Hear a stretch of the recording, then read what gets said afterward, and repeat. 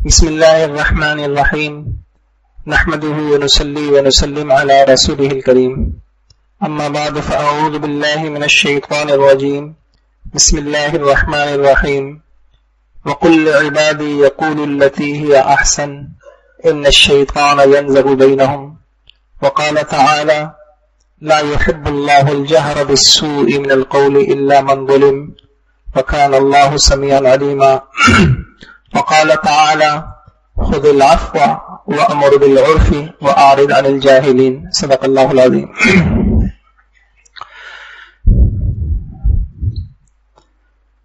گزشتہ نشست کے اندر جو بات آئی تھی میں بالکل مختصر سے وقت میں اس کا خلاصہ عرض کرتا ہوں تاکہ جو نئے آنے والے حضرات ہیں ان کے سامنے بات رہے اور آگے کی بات کو سمجھنا آسان ہو جائے۔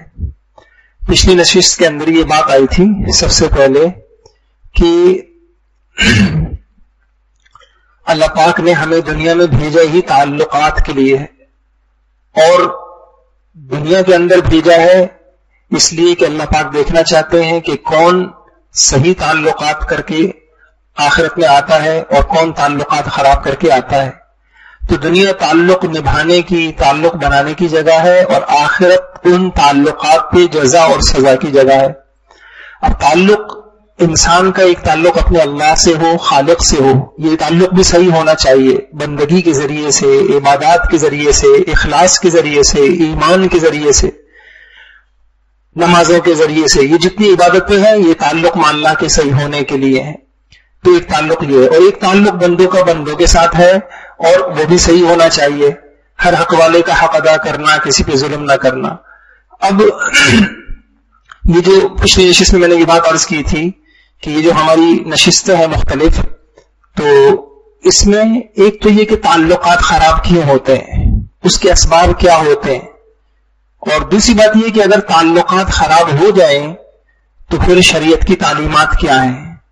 تو پچھلی نشست کے اندر یہ بات عرض کی تھی کہ تعلقات عموماً جو خراب ہوتے ہیں ان کے دو قسم کے اسباب ہوتے ہیں۔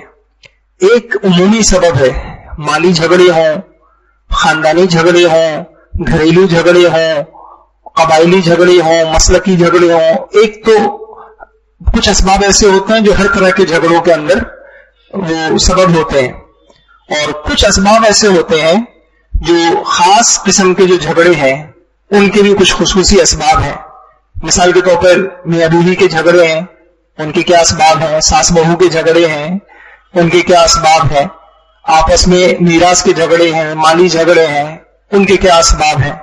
تو یہ انشاءاللہ اگلی نشستوں میں آئیں گے۔ تو پچھلی نشست کے اندر ایک سبب بیان کیا گیا تھا کہ تمام قسم کے جھگڑوں کا ایک عمومی جو سبب ہے وہ ہے حق تلفی، ظلم، ناانصافی، کسی کا حق نہ دینا، پورا نہ دینا، بر وقت نہ دینا، اور ٹال مٹول کر کے دینا اور رلا رلا کے دینا، یا یہ کہ حق مانگنے میں اور حق مانگنے کے اندر، حق کا مطالبہ کرنے کے اندر ناانصافی کرنا اور اپنے حق سے زیادہ کا مطالبہ کرنا اور وقت سے پہلے مطالبہ کرنا، یہ بات آئی تھی کہ حق تلفی۔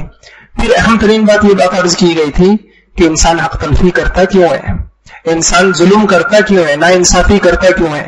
تو یہ بات عرض کی تھی کہ دو بڑے سبب ہوتے ہیں۔ ایک سبب انسان یہ حب مال ہے، اپنا مفاد، اغراض، مال، یا جو مال سے جو آسائشیں، راحتیں، مفادات وابستہ ہیں، انسان کو وہ اتنے محبوب ہو جاتے ہیں اور انسان اتنا خود غرض ہو جاتا ہے، بس اس کے سامنے وہی مفاد سب سے بڑے ہوتے ہیں۔ اس کے سامنے نہ وہ ماں کو دیکھتا ہے، نہ بیوی کو دیکھتا ہے، نہ اور رشتوں کو دیکھتا ہے، وہ مفاد، اغراض وہ اس کو بہت محبوب ہوتے ہیں۔ اور دوسری چیز جو ہے، یا انسان جو ظلم کرتا ہے اس کی ایک وجہ حب جاہ ہوتی ہے، جس کو خود پسندی کہہ سکتے ہیں، اپنی ذات کے خول میں بند ہو جانا، اور اپنی ذات کا انسان کے دل میں اتنی اہمیت بڑھ جاتی ہے کہ جو کچھ ہوں بس میں ہوں، اپنی ذات یا اپنا مفاد۔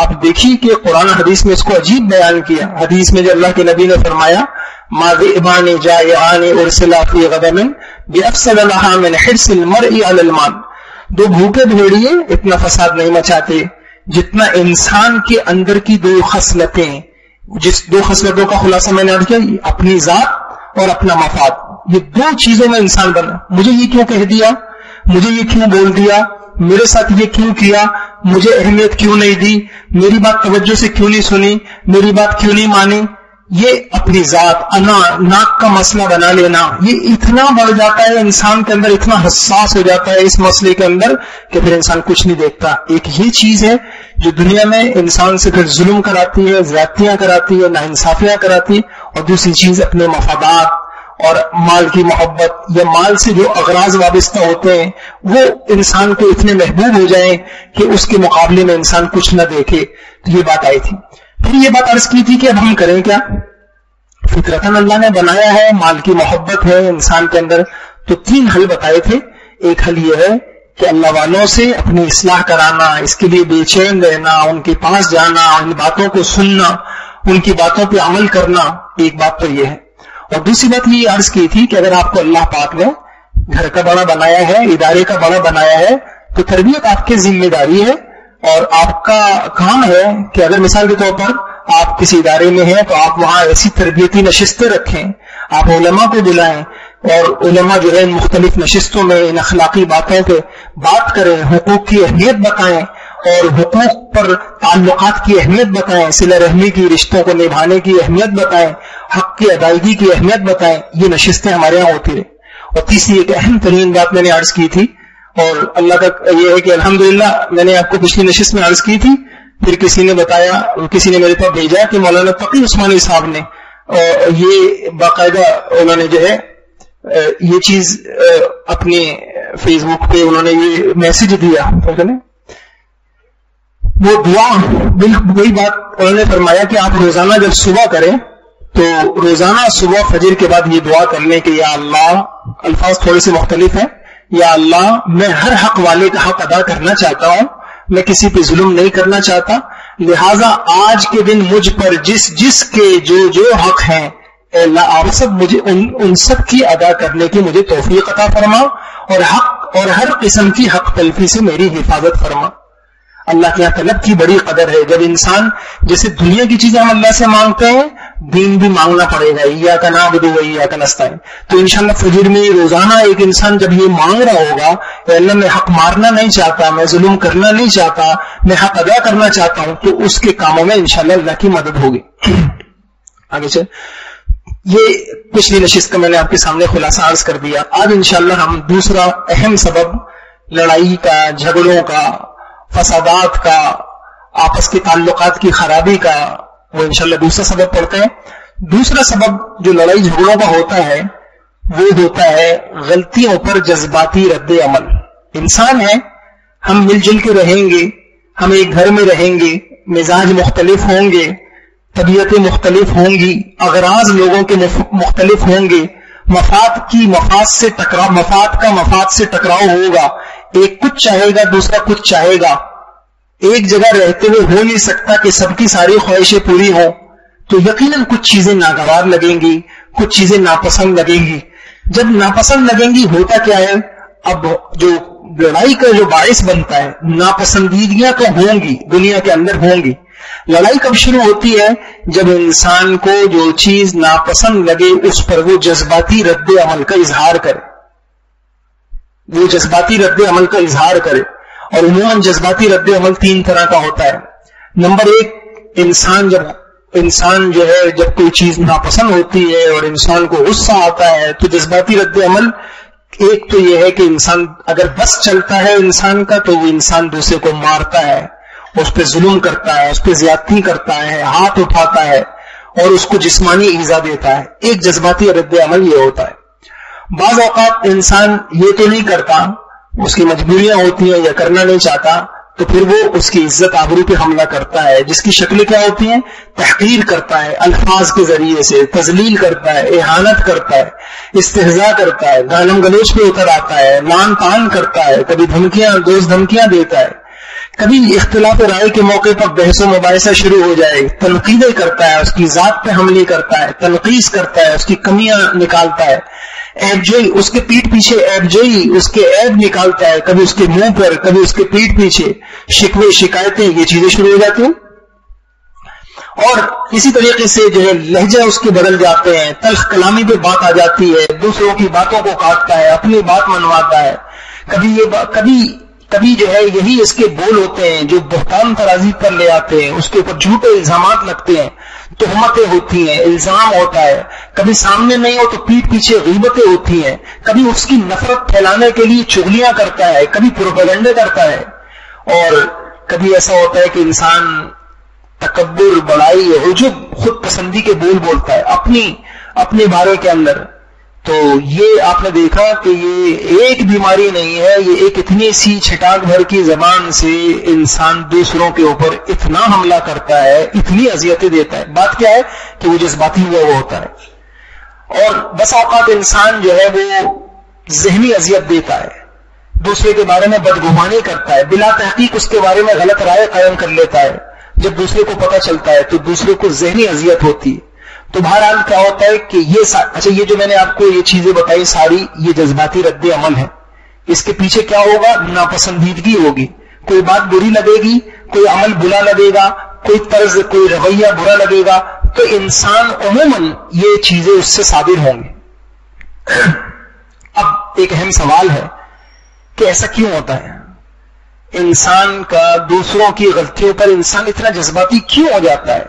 وہ آپے سے باہر کیوں ہو جاتا ہے؟ وہ غیبتیں کیوں کرنے لگ جاتا ہے؟ وہ تحقیر، تذلیل، اہانت، استہزاء، غیبت، بہتان، پروپیگنڈا اور وہ جو ہاتھا پائی، ایسی باتوں پہ ایک انسان کیوں آمادہ ہوتا ہے؟ وہ کیوں کرتا ہے؟ تو دیکھیے چلے ان سب کا ایسا سب کیوں ہوتا ہے؟ اس کا ایک سبب ہے غصہ.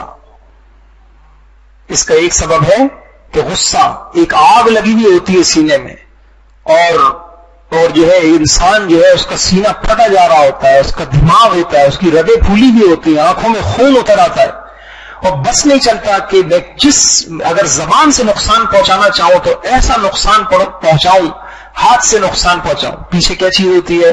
غصہ. جی اب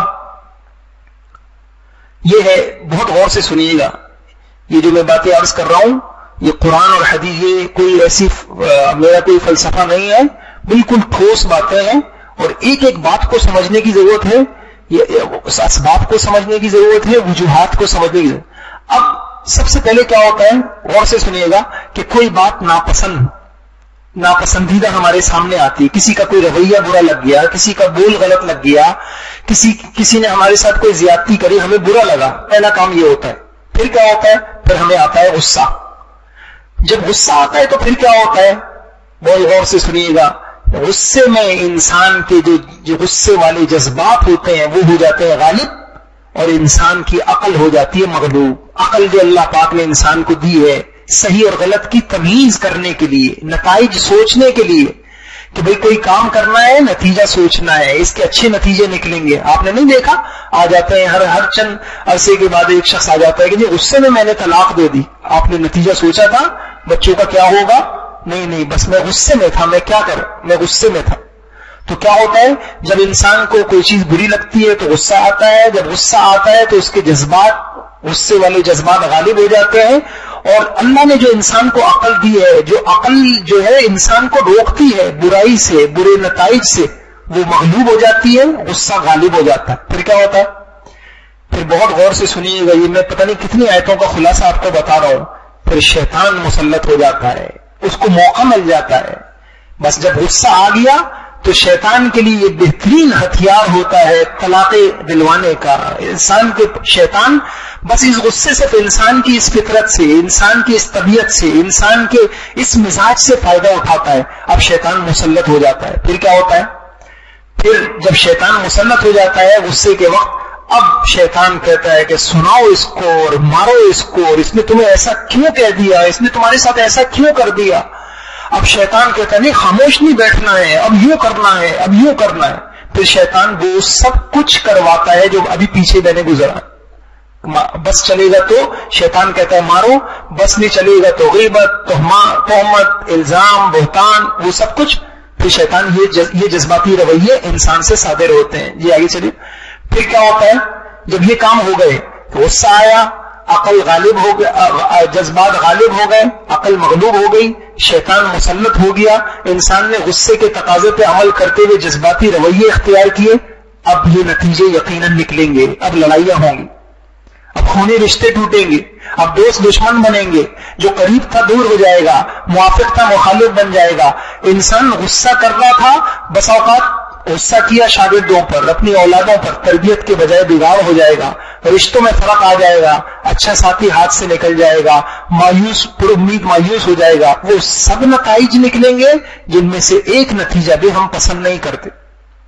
پھر اس کو سن لیجئے کہ انسان کو جب کوئی چیز ناگوار لگتی ہے, انسان کو غصہ آتا ہے, اگر انسان کی تربیت نہ ہوئی ہو اور انسان نے اپنی تربیت نہ کی ہو تو غصے میں جذبات اس کے غالب آ جاتے ہیں, عقل مغلوب ہو جاتی ہے. جب غالب اور عقل مغلوب ہو جاتی ہے تو عقل کو جو اللہ نے صلاحیت دی ہے اچھے برے کی تمیز کی, انسان وہ تمیز کھو بیٹھتا ہے اور شیطان مسلط ہو جاتا ہے.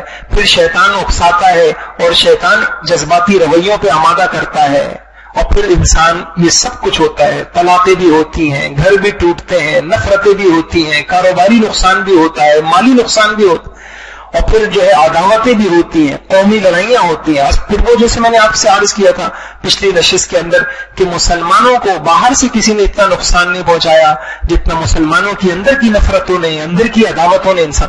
یہ چلیے, یہ جو میں نے آپ کو بات کی یہ امام غزالی رحمت اللہ علیہ نے اس کو بڑی پیاری مثال سے سمجھایا کہ یہ کیسے ہوتا ہے. دیکھیے غور کریے, آپ دیکھیے شیطان ہمارا دشمن ہے.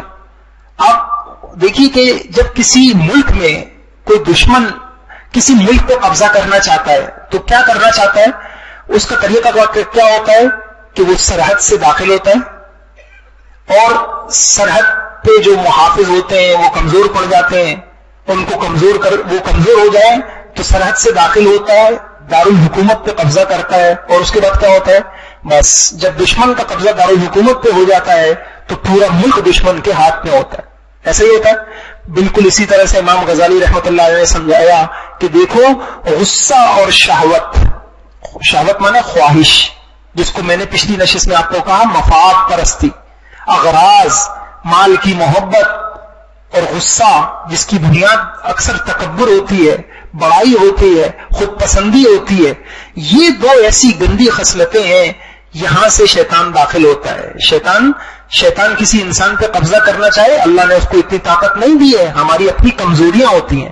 غصہ اور شہوت. بلکہ ایک بات اور ہے, یہاں لکھ لو تو اچھا ہوتا, عقل اور شریعت یہ پہرے دار ہے. سبحان اللہ, کتنی پیاری بات کہ عقل اور شریعت یہ انسان کی پہرے دار ہے, جو انسان کی حفاظت کرتی ہیں. کس سے حفاظت کرتی ہیں؟ ہر بری چیز سے. عقل کہے گی نہیں, کیسے رشتہ توڑنا ہے, نہیں کیسے جو تعلقات کو ختم کرنا ہے. لیکن کیا ہوگا جب غصہ اور شہوت بہت بڑھ جائے, عقل مغلوب ہو جاتی ہے, وہ پہرے دار کمزور پڑ جاتے ہیں. جب عقل کا پہرا کمزور پڑ گیا اور شریعت کا پہرا کمزور پڑ گیا, شریعت کی بات سمجھ میں آ نہیں رہی, عقل کی بات سمجھ میں آ نہیں رہی, تو بس شیطان کا حملہ ہوا.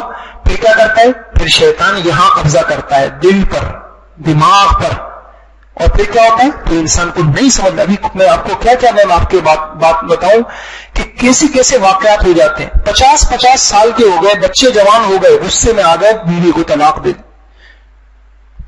کیا ہو گیا جی, غصہ آ گیا تھا. تو کیا ہوتا ہے کہ جب غصہ اور شہوت ہو, عقل کمزور پڑ جاتی ہے, تو جو پہرا تھا وہ کمزور پڑ گیا, جو پہرے دار تھے وہ کمزور پڑ گئے. اب کیا ہوا, شیطان نے قبضہ کر لیا. کس چیز کے اوپر؟ دل پر, دماغ پر. بات ختم بات. جب انسان کے دل پہ شیطان کا قبضہ ہو, انسان کے دل پہ شیطان کا قبضہ ہو, تو اس کے بعد کیا ہوگا, اس کے تمام اعضاء پہ شیطان کا قبضہ ہوگا.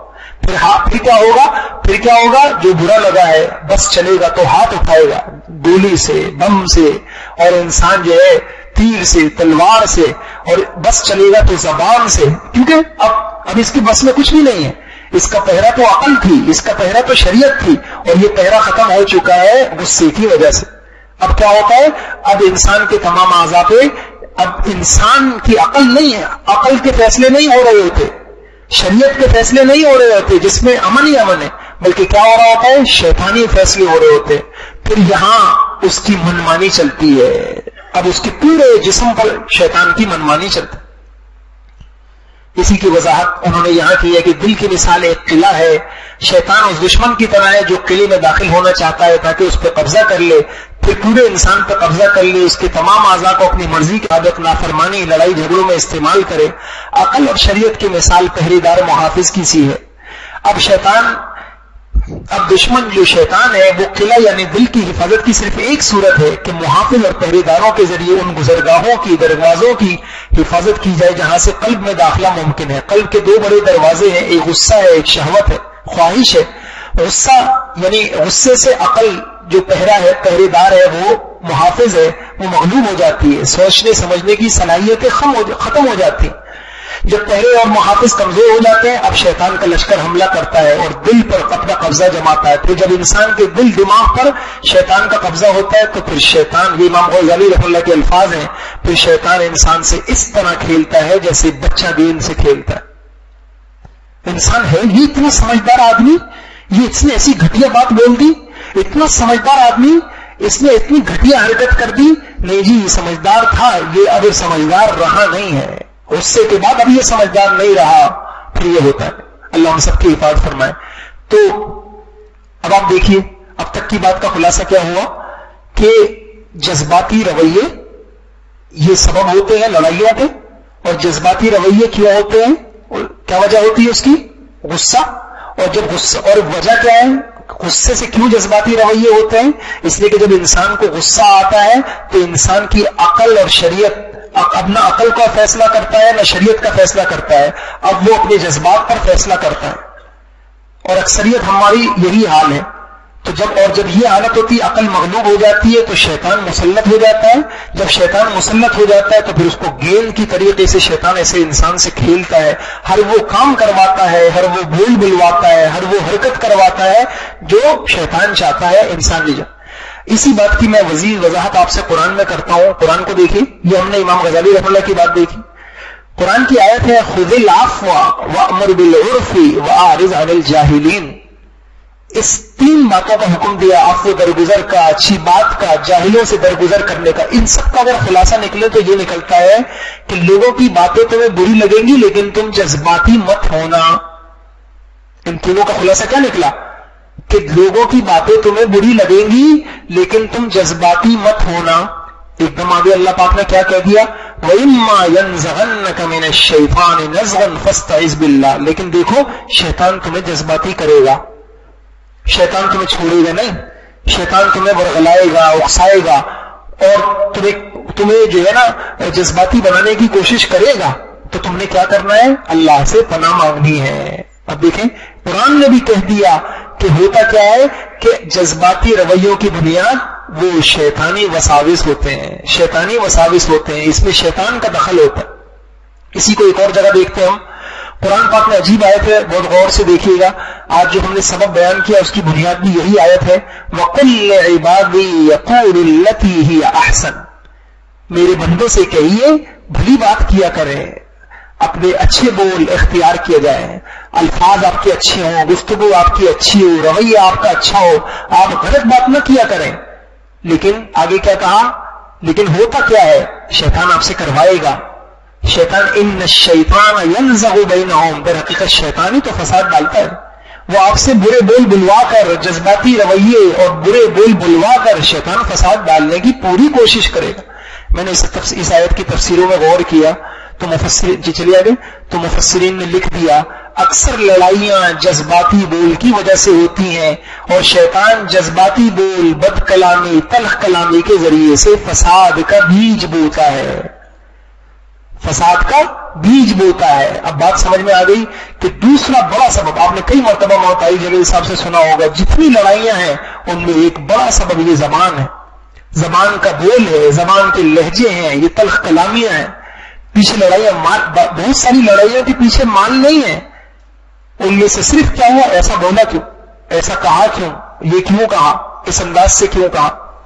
تو قرآن حدیث سے ایک بات ہمیں پتہ چل گئی کہ لڑائیوں کا بڑا سبب ایک وہ انسان کے جذباتی بول ہوتے ہیں، اور ہمیں یہ بھی پتہ چلا کہ جذباتی بولوں کا بڑا سبب غصہ ہوتا ہے، اور ہمیں یہ بھی پتہ چلا کہ غصے کی وجہ سے انسان کی عقل کھو جاتی ہے، انسان سے سوچنے سمجھنے کی صلاحیتیں کم ہو جاتی ہیں، اور پھر انسان پر شیطان مسلط ہو جاتا ہے، تو شیطان مسلط ہو جاتا ہے۔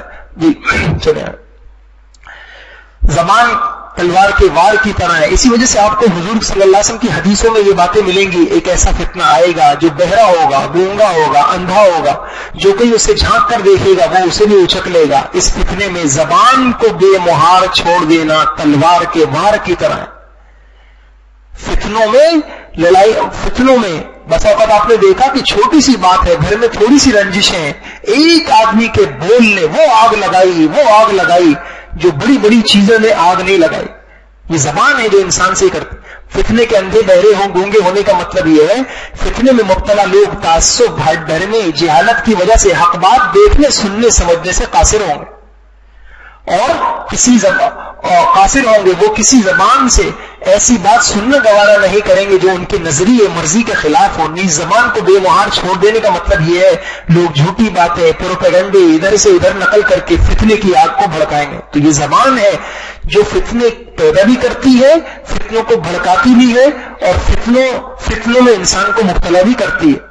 کسی بھی واقعے کے بعد میڈیا اینکرز، تبصرہ نگاروں اور سوشل میڈیا پر موجود لوگوں کی زبانیں بے لگام ہو جاتی ہیں، عواقب اور نتائج سے بے بہرا ہو کر جھوٹے الزامات، اندازے لگاتے ہیں، پروپیگنڈوں کی خوب تشہیر کی جاتی ہے، جس کی وجہ سے بڑے بڑے فسادات، فتنے جنم لیتے ہیں۔ لہذا نازک ترین حالات میں اس حدیث پہ عمل کرنا ہے، اپنی زبان کو لگام دینا، جذباتی رویوں سے ہمیں اپنے آپ کو بچانا ہے۔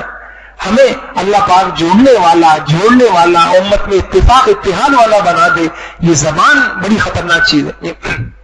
کہتے ہیں کہ بہت سے تعلقات ختم ہونے کی، خراب ہونے کی بڑی وجہ کیا ہوتی ہے؟ ایک صحیح بول نہیں پاتا، دوسرا صحیح سمجھ نہیں پاتا۔ کہتے ہیں الفاظ کے دانت نہیں ہوتے، لیکن جب کاٹتے ہیں تو درد بہت ہوتا ہے۔ جی آگے چل، زبان کے وار دلوں کو زخمی کر دیتے ہیں۔ زبان سے نکلی ہوئی نامناسب بات پتھر سے زیادہ سخت ہوتی، ایلنے سے زیادہ کڑوی ہوتی ہے، آگ کے انگاروں سے زیادہ گرم ہوتی، مہلک زہر سے زیادہ زہریلی ہوتی ہے، تلوار کی دھار سے زیادہ تیز ہوتی۔ یہ سب کیا ہوتا ہے؟ یہ جذباتی رویے، یہ ایک زبان کے وار سے کیا کچھ ہوتا ہے۔ ایسی کہتے ہیں کہ الفاظ جو ہے وہ آپ کے بزنس کو بھی زخمی کر دیتے ہیں، اور انسان کو الفاظ کی وجہ سے انسان کو کاروباری بھی بہت سے نقصانات اٹھانا پڑتے ہیں۔ ایک اچھا مضمون تھا، میں عرض کرتا ہوں آپ کے سامنے، کہ چھوٹے سے بول ہوتے ہیں لیکن اس کے اثرات بہت ہوتے ہیں۔ مثلا بعض اوقات انسان بول دیتا ہے بھئی یہ میرا مسئلہ نہیں ہے، تو دانا یہ کہتے ہیں کہ بھئی یہ بھی کہنا چاہیے آپ کو کہ یہ میرا مسئلہ نہیں ہے۔ یہ ذمہ داریوں سے بھاگنے کے لیے یہ جملہ بولا جاتا ہے۔ تو پھر انسان کو کیا کہنا چاہیے کہ آدمی کو اس طرح کی بات ہو جائے تو آدمی یوں کہہ دے کہ بھئی آپ اس بارے میں فلاں سے بات کر لے تو زیادہ اچھا ہے۔ دیکھیں نا، بول ایک ہی ہے، آپ نے بس ایک بات کہہ دی، بھئی یہ کام کر دیں، آپ یہ کام کر دیں، یہ فائل نکال دیں، یہ اٹھا دیں، یہ وہاں رکھ دیں، یہ میرا کام نہیں ہے، یہ میرا مسئلہ نہیں ہے۔ ایک ہی بول ہے، لیکن اس بول نے کہاں سے کہاں پہنچا دیا۔ ایسی کہتے ہیں بس اوقات انسان کہتا ہے، لیکن بعض اوقات انسان کہتا ہے، یہ نظر شاید نہیں آ رہا، لیکن ہم تو ہمیشہ اسی طریقے سے کرتے ہیں۔ کوئی کام کہا گیا، کوئی طریقہ بتایا گیا، نہیں جناب بھئی آپ ایسے نہ کر لیں، آپ یہ کام ایسے کر لیں، تو انسان کہتا ہے نہیں ہم تو ہمیشہ ایسا کرتے ہیں۔ یہ انسان اکثر اس وقت کرتا ہے جب انسان اپنے آپ کو تبدیل کرنے کے لیے تیار نہیں ہوتا۔ تو پھر کہنا کیا چاہیے؟ تو کہتے ہیں کہ آدمی کو اس موقع پہ یوں کہنا چاہیے کہ بھئی یہ ایک مختلف طریقہ ہے، کہ آپ مجھے اس سے بہتر طریقہ بتا سکتے ہیں؟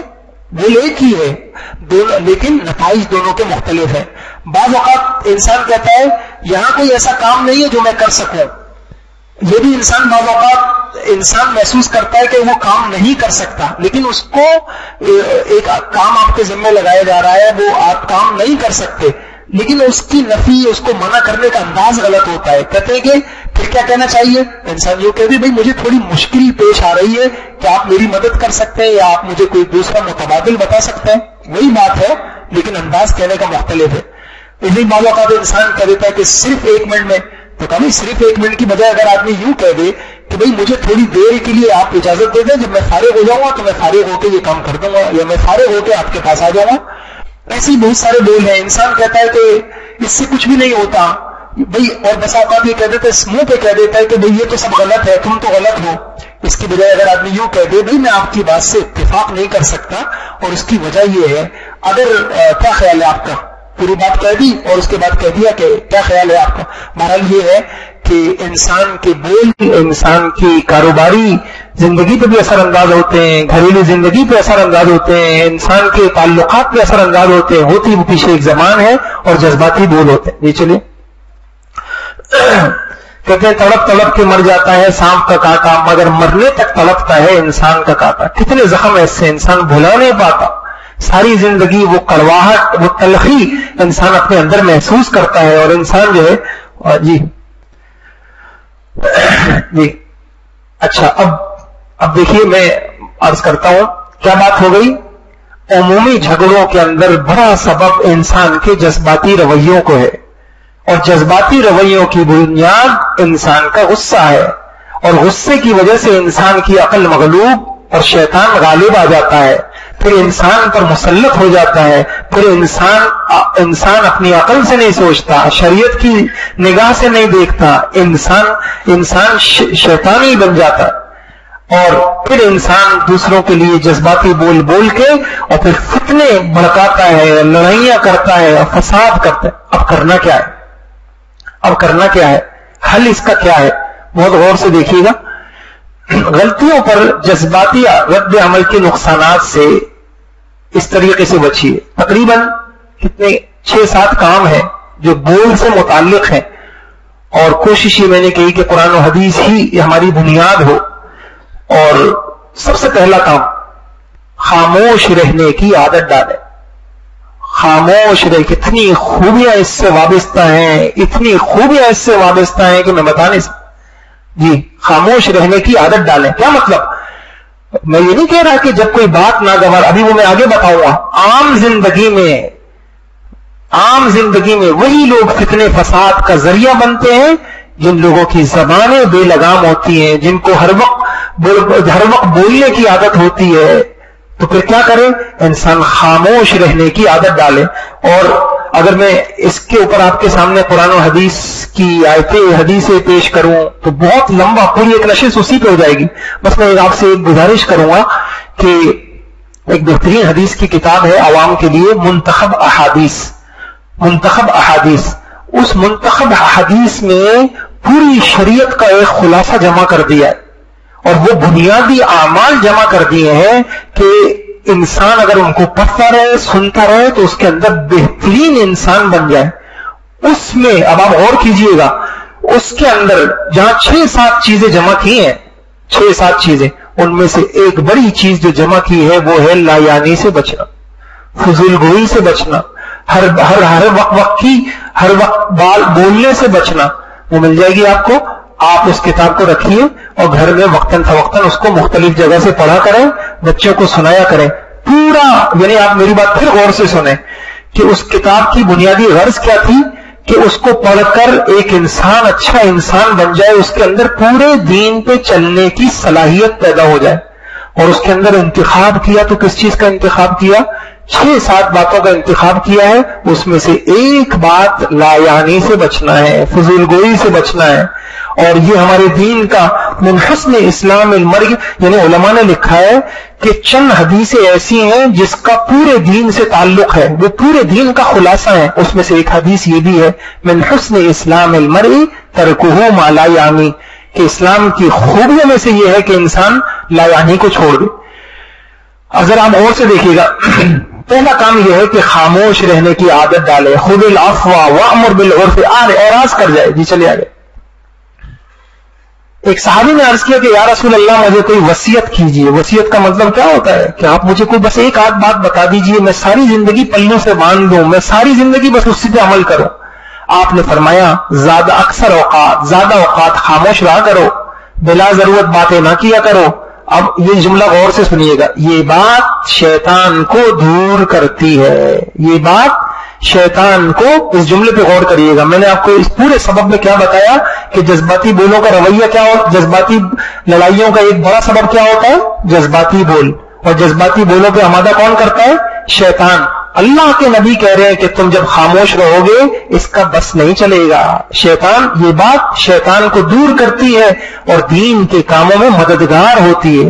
ان صحابہ نے عرض کیا مجھے کوئی اور وصیت فرما دیں، آپ نے فرمایا زیادہ ہنسنے سے بچتے رہنا، کیونکہ یہ عادت دل کو مردہ کر دیتی ہے، چہرے کے نور کو ختم کر دیتی ہے۔ یہ پہلا کام سامنے آ رہا ہے آپ کے، جذباتی بولوں سے انشاءاللہ ہمیں بچنا ہے، تو کیا کرنا ہے، اس کے لیے ہمیں عام زندگی کے اندر خاموشی کی عادت ڈالنی۔ ایک حدیث میں رسول اللہ صلی اللہ علیہ وسلم نے ارشاد فرمایا جو چپ رہا وہ نجات پایا گیا، اللہ اکبر۔ اتنے سے جملے میں حضور نے بتایا جس شخص نے بری فضول باتوں سے زبان کو روکا اس نے دنیا آخرت کی بہت سی آفتوں، مصیبتوں، نقصانوں سے نجات مل گئی، نہ نقصان اٹھائے گا نہ نقصان دے گا۔ کیوں؟ اس لیے کہ بولتا کم ہے۔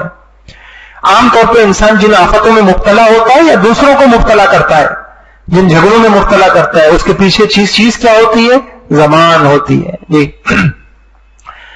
ایک حدیث میں ہے جو شخص اللہ پر قیامت کے دن پر ایمان رکھتا ہو اسے چاہیے خیر اور بھلائی کی بات کرے یا پھر خاموش رہے۔ جی حدیث میں ہے قسم ہے اس ذات کی جس کے علاوہ کوئی معبود نہیں، روئے زمین پر زبان سے بڑھ کر کوئی چیز طویل عرصے تک قید میں رکھے جانے کی محتاج نہیں۔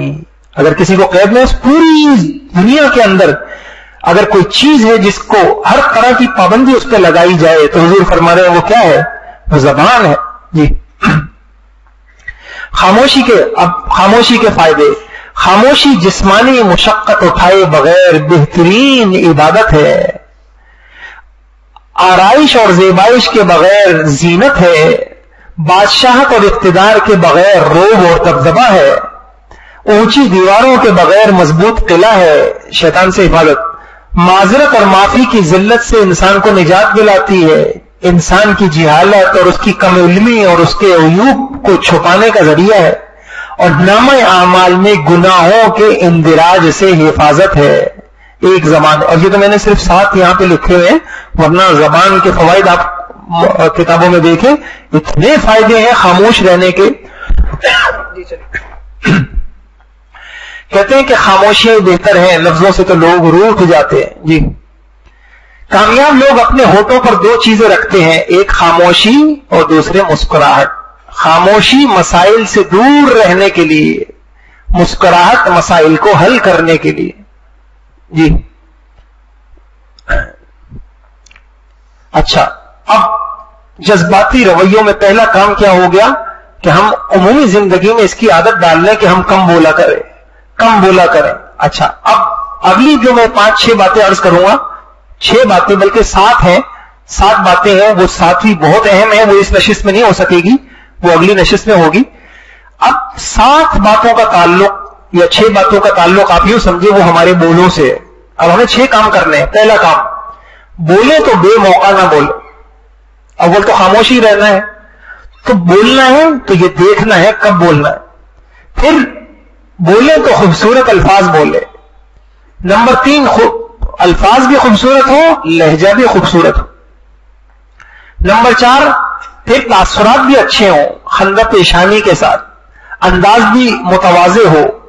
اور یہ 6واں کام سب سے مشکل ہے، اور اصولاً تو آج کی نشست کے اندر اسی پہ تفصیل سے بولنا تھا، لوگوں کے برے بولوں پر بھی جذباتی۔ یہ سب تو چلے انسان کر لے گا، عام روٹین میں وہ خاموش بھی ہے، عام روٹین میں وہ بہت جو ہے وہ اچھے الفاظ استعمال کر رہا ہے، لہجہ بھی اب تک اچھا اپنا رہا ہے، خندہ پیشانی سے بھی۔ لیکن مسئلہ کب ہوگا کہ جب لوگ اس کے ساتھ برا کریں گے، اس وقت پھر ان ساری 5 باتوں کو اختیار کرنا بڑا مشکل ہو جائے گا، اور اس کے لیے کیا کرنا ہے وہ انشاءاللہ بتاؤں گا۔ جی چلیے، تو پہلی بات کیا ہوگی 5-6 باتوں میں سے؟ بے موقع نہیں بولنا۔ ہمیں موقع دیکھنا ہے، موقع کب، کون سا موقع بولنے کا ہے۔ کتنے جھگڑے آپ یقین جانیے اس کی بنیاد کیا ہوتی ہے؟ بے موقع بولنا۔ یہ بیوی میں ہو جاتے ہیں جھگڑے، بیوی صرف کہہ دیتی ہے، اپنی فرمائش رکھتی ہے، لیکن وہ فرمائش کا موقع نہیں ہوتا۔ غصے میں ہوتا ہے، اگر بیوی اس موقع پہ نہ بولے، وہی بات دوسرے موقع پہ بولے، لڑائی نہیں ہوگی۔ کہتے ہیں ایک بڑھیا تھی, اس نے بڑی کامیاب زندگی گزار رہی تھی, تو کسی نے کہا تمہاری کامیاب زندگی کا کیا راز ہے, کہ تمہارے شوہر کو غصہ نہیں آتا؟ بس نے کہا نہیں غصہ تو بہت آتا ہے. کہا پھر جب وہ غصہ آتا ہے تو کیا کرتا ہے؟ کہا غصے میں وہی کچھ کرتا ہے جو سارے شوہر کرتے ہیں, تو غصے کے اندر وہ سناتا بھی ہے, ڈانٹتا بھی ہے اور برا بھلا بھی کہتا ہے. کہا پھر تم کیا کرتی ہو؟ کہا میں اس وقت خاموش ہو جاتی ہوں. پھر کیا کرتی ہو تم؟ پھر سب چیزیں برداشت کر نہیں, میں وہی بات جو مجھے سمجھانے کی ہوتی ہے میں وہی بات دوسرے موقع پہ سمجھا دیتی. پھر کیا ہوتا ہے؟ کہا سمجھ جاتا ہے. تو بے موقع بولنا اس سے جی اس سے بہت ساری آفتیں اور بہت ساری لڑائیاں پیدا ہوتی ہیں. جی چلیے, کہتے ہیں کہ جیسے ہمارے اردو کا محاورہ ہے, پہلے تولو پھر بولو. دنیا میں بہت سے فتنے الفاظ کی وجہ سے جنم لیتے ہیں, الفاظ کی ہی نفرتوں کے بیج بوتے ہیں, ان الفاظ ہی سے امن سکون انسانیت کا ماحول بھی قائم ہوتا ہے, اور الفاظ ہی کے ذریعے انسان معمولی نفرت کی چنگاری کو فتنے کی آگ میں بدل دیتا ہے. الفاظ کے ذریعے بہت سے فتنوں کو پیدا ہونے سے پہلے ہی ختم کر سکتا ہے. لہذا ہمیشہ پہلے سوچیں, الفاظ کا انتخاب کریں, پھر بولیں. اللہ نے عمل کی توفیق دے. یہ بڑی قیمتی بات ہے. کہتے ہیں کہ انسان بولنا تو سیکھ لیتا ہے 2 سال میں, لیکن کب کیا بولنا ہے یہ پوری زندگی گزر جاتی. بولنا تو سیکھ لیا 2 سال میں, کب بولنا ہے اور کیسے بولنا ہے یہ بس اوقات بڑھاپے تک بھی اس بات سمجھ میں نہیں آتی کہ بولنا کیسے ہے. جی کہتے ہیں کہ علم کیا چیز ہے؟ علم یہ ہے کہ آپ کو معلوم ہو کہ کیا کہنا ہے. آپ کو علم آئے گا تو آپ کو معلومات بڑھیں گی, تو آپ کو بات کرنا آئے گا. اور حکمت یہ ہے کہ آپ کو یہ معلوم ہو کہ کب کہنا ہے. جی 2 باتیں ہو گئی کہ پہلا کام تو اپنی عمومی زندگی میں خاموشی اختیار کرنا ہے. دوسرا کام جب بولنا ہے تو پھر موقع محل میں بولنا ہے, بے موقع نہیں بولنا. اچھا میں آگے بتاتا ہوں. تیسرا کام کہ جب ہمیں الفاظ استعمال کرنے ہیں تو کیسا بولنا ہے, کیسا نہیں بولنا ہے. اب دیکھیے قرآن حدیث میں کہتے ہیں گفتگو ایک عمل ہے, اگر اچھی ہو جس کی وجہ سے انسان لوگوں کے دل میں اتر جاتا ہے یا لوگوں کے دل سے اتر جاتا ہے. الفاظ ہی ہوتے ہیں بعض اوقات اتنے اچھے ہوئے کہ انسان لوگوں کے دل میں اتر گیا اور لوگوں کے دل میں اپنی جگہ بنا لی اور محبت قائم ہو گئی, اور یا نفرتیں قائم ہو گئی. جی الفاظ چابیوں کے مانند ہیں, صحیح استعمال کریں گے لوگوں کے منہ بند ہو جائیں گے یا دل کھل جائیں گے. جی بے لگام الفاظ بے لگام جانوروں کی مانند ہوتے ہیں, لہذا گفتگو کیجئے مگر احتیاط کے ساتھ. لوگ مر بھی جاتے ہیں الفاظ کے ساتھ. جی یہ قرآن کا خلاصہ سنیے, گفتگو کیسی کرنا چاہیے, اتنا زبردست. یعنی قرآن نے ایک ایک بول کے اوپر کیسا ہونا چاہیے. کہیں قولوا للناس حسنا, اور یا الذین آمنوا قولوا قولا سدیدا, اور جو ہے کہیں قولا لہ قولا لینا, اور کہیں کہا وَإِذَا قُلْتُمْ فَاعْدِلُوا, اور کہیں جو ہے کہا وَاجْتَنِبُوا قَوْلَ الزُّورِ, بھلی بات کہو, سیدھی سچی بات کہو, بہترین بات کیا کرو, نرمی سے کیا کرو, انصاف والی بات کیا کرو, جھوٹی باتوں سے بچا کرو. گفتگو کیسی ہونی چاہیے؟ کتنا زور دیا جا رہا ہے کہ یہ گفتگو ہی ہے جو ذریعہ بنتی ہے. جی اور کیسی نہیں ہونی چاہیے؟ تانا نہیں ہونا چاہیے, لعنت نہیں ہونی چاہیے, اس میں فحش گوئی نہیں ہونی چاہیے, بد زبانی نہیں ہونی چاہیے, اور بھی بہت سارے, تمسخر نہیں ہو, مذاق نہیں ہو, گفتگو میں کسی کے ایذا نہ ہو, تحقیر نہ ہو, تذلیل نہ ہو, غیبت, وہ ساری کیسی نہیں ہونی چاہیے. وہ جو پہلی سلائیڈ آئی تھی کہ انسان کے جو جذباتی رویے ہیں, غیبت, تہمت, الزام, اور جو ہے وہ ساری چیزیں, ایسی گفتگو نہیں ہونی چاہیے. جی 3 باتیں ہو گئی کہ عام زندگی میں آدمی خاموش رہے. دوسری بات کوشش کرے کہ جب بھی بولے موقع محل دیکھ کے بولے. 2 باتیں. اور تیسری بات بولنے میں الفاظ بھی اچھے ہونے چاہیے. اور چوتھی بات کہ لہجہ بھی اچھا ہونا چاہیے. اللہ ہم سب کو توفیق دے, خوبصورت لہجہ ہونا چاہیے. جی بہت ساری حدیثیں ہیں, بہت ساری نرم طبیعت, نرم لہجے والے اللہ کو پسند ہے. رسول اللہ صلی اللہ علیہ وسلم نے قبیلہ عبد قیس کے سردار حضرت اشعث سے فرمایا تھا, تمہارے اندر 2 خصلتیں ہیں جو اللہ کو محبوب ہیں. ایک علم یعنی نرمی, تمہارے لہجے میں نرمی, تمہارے انداز میں نرمی, تمہاری گفتار میں نرمی, اللہ کو پسند ہے, یہ تمہاری خوبی ہے. اور دوسری جلد بازی سے کام نہ لینا, جذباتی پن نہیں ہے تمہارے اندر. جی حدیث میں آتا ہے نرمی پر دنیا آخرت کی بھلائیاں ملتی ہیں. جی بہت اہم حدیث ہے. فرمایا جس شخص کو اللہ کی طرف سے نرمی، نرم لہجہ ہو، نرم انداز ہو، وہ مل گیا، اس کو دنیا آخرت کی بھلائیوں میں سے حصہ دیا گیا، اور جو شخص نرمی سے محروم رہا وہ دنیا آخرت کی بھلائیوں سے محروم رہا۔ کون کہہ رہا ہے؟ یہ آسمانی علم ہے بھائیوں، اس میں اس کا حرف سچا ہے۔ دنیا آخرت کی بھلائیاں صرف لہجے پر، طبیعت کی نرمی پر، انداز کی نرمی پر، جی نرمی پر دنیا آخرت کی بھلائیاں ملتی ہیں۔ فرمایا کیا میں تمہیں نہ بتاؤں کہ وہ کون شخص ہے، کون ہے جو آگ پر حرام ہے اور جس پر آگ حرام ہے؟ سنو میں تم کو بتاتا ہوں، دوزخ کی آگ حرام ہے ہر اس شخص پر جو لوگوں سے قریب ہونے والا، نرم مزاج، نرم طبیعت ہو۔ حضور پاک سم کرے نرم طبیعت کی وجہ سے اس کا فائدہ بھی لکھے، اس کا فائدہ حضور پاک صلی اللہ علیہ وسلم کیا کہہ رہے ہیں؟ نرم مزاج، جو اس کی نرم مزاجی کی وجہ سے لوگ اس سے گھلنا ملنا پسند کریں، وہ بھی لوگوں سے گھلتا ملتا ہو، لہجے کی بھی اس کے اندر نرمی ہو۔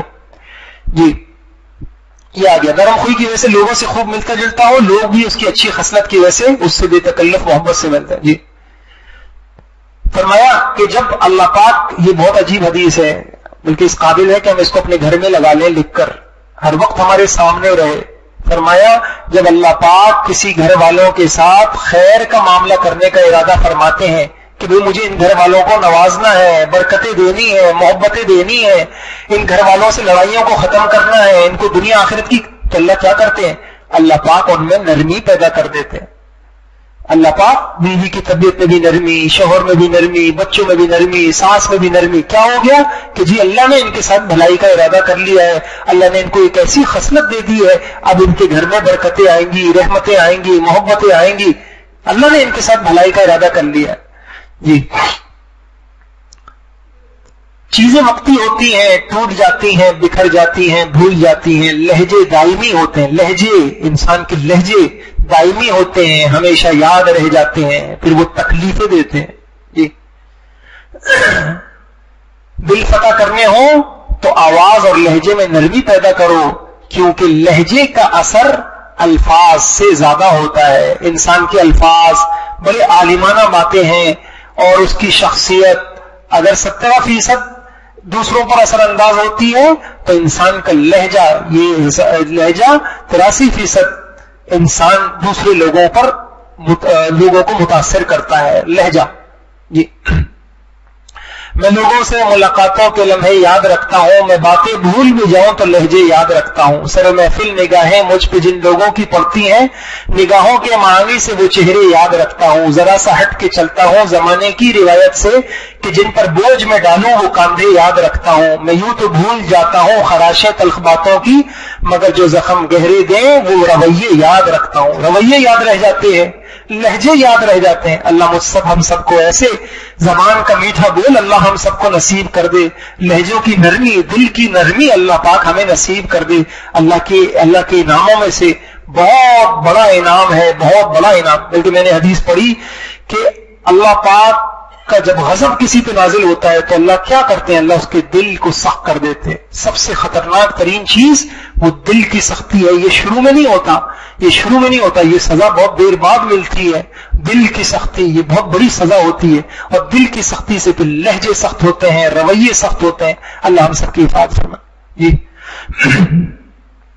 رشتوں میں اکتائے ہوئے لہجے انسان کے وجود کو لاوجود کر کے رکھ دیتے ہیں۔ اکتاہٹ لہجہ یہ بھی ایک رویہ ہے، لہجہ ہے۔ بیوی ناشتہ دے تو اکتاہٹ کا انداز، کھانا دے اس طریقے کا، کام سب کر رہی ہے لیکن انداز اکتانے کا ہے۔ یہ شوہر کام سب کر رہا ہے لیکن انداز اکتاہٹ کا ہے۔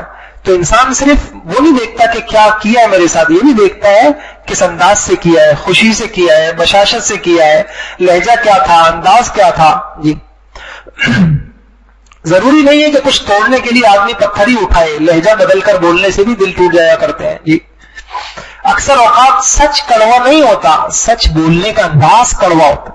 اور بڑی اچھی بات ہے، غور سے سنیے گا، ہم سچ بولنے کے ساتھ ساتھ دراصل دوسرے کو ذلیل کر رہے ہوتے ہیں، اور توقع رکھتے ہیں کہ ہماری ذلیل کرنے کی حرکت کو صرف سچ سمجھا جائے۔ ہم تو تذلیل کر رہے ہیں، اور لوگ جو ہے وہ تذلیل والا پہلو نکال دیں اس سے، اور لوگ صرف یہ کہیں کہ بھائی ہم تو سچ بول رہے ہیں۔ تو سچ بھی بولنا ہے، حق بھی بولنا ہے، حق طریقے. اس لیے میں نے آپ سے کہا تھا قرآن کی ایک آیت نے سارا مسئلہ حل کر دیا. اتباع بالمعروف اداء بالاحسان. اتباع بالمعروف کس کو کہتے ہیں؟ حق بات کہنی ہے، حق بات آپ کو اپنے حق کا مطالبہ کرنا ہے، انداز معروف ہونا چاہیے، طریقہ بھلا ہونا چاہیے. جی آپ کے خیال میں بہت کمیوں کے باوجود کس چیز کی خوبصورتی انسانیت کی شخصیت کو چار چاند لگا دیتی ہے؟ آنکھوں کی خوبصورتی، بالوں کی خوبصورتی، لباس کی خوبصورتی، یا لہجے اور بولنے کا انداز؟ سب محسوس کرتے ہیں کہ آدمی بدصورت ہو، اس کا آدمی کے جو ہے نا آدمی کا لباس خوبصورت نہ ہو، لیکن انسان کا لہجہ اچھا ہو، اس کا انداز اچھا ہو، وہ یاد رہ جاتا ہے. کسی نے بڑی اچھی بات کہی، ایک عورت اپنے حسن کی بنیاد پر 1 مہینہ زیادہ سے زیادہ یا بہت زیادہ کرنے 1 سال، 1 مہینہ نہیں 1 سال اپنے حسن کی بنیاد پر ایک عورت 1 سال اچھی زندگی گزار سکتی ہے. باقی پھر کیا ہوگا آگے؟ اگر اس کو اچھی زندگی گزارنی ہے تو پھر اس کے یہ چیز کام آئے گی، لہجہ کام آئے گا، اس کے رویے کام آئیں گے، اس کے انداز کام آئیں گے، اس کے بول کام آئیں گے. حسن فانی ہے، ختم ہو جاتا ہے. لہجے، بول، گفتار یہ چیز ہے جو انسان کو سنوارتی ہیں. جی اسی طریقے سے کتنی باتیں ہو گئی. ایک تو یہ ہے میں نے عرض کیا کہ آدمی کو کم بولنا ہے، بے موقع نہیں بولنا. 2 الفاظ بھی اچھے ہوں. 3 لہجہ بھی اچھا ہو، اور ساتھ خندہ پیشانی، تاثرات جس کو کہتے ہیں وہ بھی اچھے ہوں، خندہ پیشانی. جی چلیے، اور یہ میں حدیثوں سے آپ کو لوگوں سے ایسے ملیں کہ دوسرا خوش ہو جائے. اور علماء نے اس کی تشریح یہی کی ہے کہ خندہ پیشانی سے آپ کو اللہ خوشیاں دیں گے. دیکھیں حدیث ہے، فرمایا جو شخص اپنے مسلمان بھائی کو خوش کرنے کے لیے اس طرح ملتا ہے جس طرح اللہ کو پسند ہے. اور اللہ کو کیا پسند ہے؟ کہ خندہ پیشانی، تو اللہ قیامت کے دن اسے خوش کر دیں گے. میں لوگوں سے خندہ پیشانی سے ملوں، کوئی مفاد نہیں، اس لیے کہ لوگ خوش ہو جائے. معلوم ہو خندہ پیشانی سے خوشیاں دلوں میں اترتی ہیں. خندہ پیشانی میں آپ کو عجیب بات بتاؤں. 4 مہینے کی بیٹی ہے میری. میں نے کہا میں ذرا دیکھتا ہوں، تو جیسے بچوں کو ہنساتے ہیں اس طریقے سے بات کرو، سب صحیح ہے. میں نے جیسا آنکھیں بڑی کر کے ماتھے پہ بل ڈال کے یوں گھور کے دیکھا، آپ یقین جانے 4 مہینے کی بچی نے منہ پھیر لیا. واللہ 4 مہینے کی بچی اس چیز کو محسوس کر رہی. میں نے کہا کہ شاید یہ میرا وہم ہے. میں نے دوسروں کو کہا نہیں، تو کئی مرتبہ میں نے کر کے دیکھا. اس نے رونا شروع کر دیا، منہ بنا دیا، اور بعض اوقات تو منہ ہی پھیر لیا، آنکھیں بڑی کر لی، ماتھے پہ بل لیا. 4 مہینے کی بچی وہ محسوس کرتی ہے انسان. اور آپ اس سے سری آپ قرآن میں دیکھ لینا، اللہ کے نبی نے کچھ چہرے کے اثرات بدلے تھے، آسمان سے ڈانٹ آ گئی. عبس وتولی ان جاءہ الاعمی. ایک آدمی دین کی طلب لے کر آپ کے پاس آیا ہے، آپ کے چہرے کے ماتھے کے آپ کے بلب کیوں آ رہے ہیں؟ آپ کا چہرہ کیوں بدل رہا ہے؟ ڈانٹ آ گئی. کیا بدلا ہے؟ چہرے کے تاثرات بدلے.